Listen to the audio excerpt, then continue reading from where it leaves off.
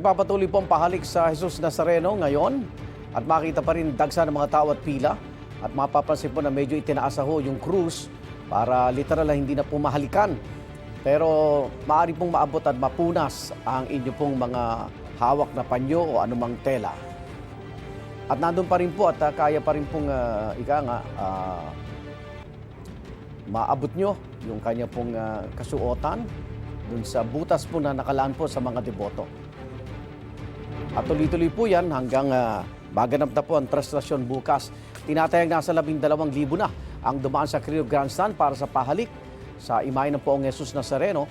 Ayon niya sa pamunuan ng Minor Basilica and National Shrine of Jesus Nazareno.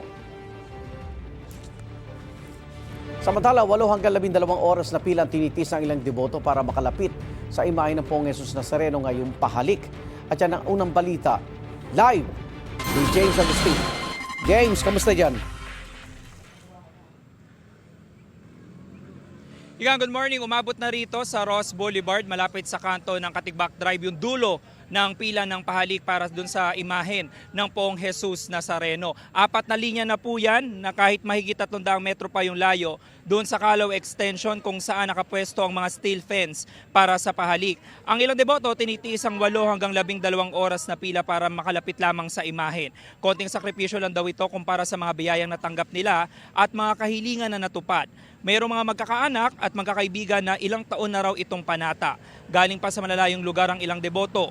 Diskarte nila sa pila, nagdala na ng mga upuan at pagkain. Ang ilang nakausap namin kapag daw nakapuna sa imahen ay hihintay na rin ang pagsisimula ng traslasyon bukas ng madaling araw. Mabenta hindi lang yung mga pagkain, maging yung mga tuwalya igan na merong mga imahen ng Jesus Nazareno na mabibili naman sa 25 pesos kada peraso. Samantala, igan, ipapakita ko lamang ito yung dito sa bahagi ng Rojas Boulevard. Ito po yung dulo ng pila. 4 na ikot na nga po ito at ito daw pong pila na ito ay mas maiksi na kumpara kagabi dahil 7 linya ng araw po umaabot dito. Ito yung malayo pa po doon sa Calao Extension kung saan nagsisimula yung mga steel fence at malayo-layo pa po yun doon sa entablado kung nasaan mismo yung imahen ng Jesus Nazareno. Ito nga po talaga yung nagsasakripisyo yung mga deboto ng Jesus Nazareno dito. Yung iba nga kagabi pa na nandito na nakapila. Umuusad naman yung pila pero mabagal talaga yung napapansin natin na pag-usad. Kaya halos lahat dito may dala na mauupuan. Dahil tuwing hihinto po yung pila ay talaga namang umuupo sila dito sa may gilid ng muna para kahit papaano ay makapagpahinga.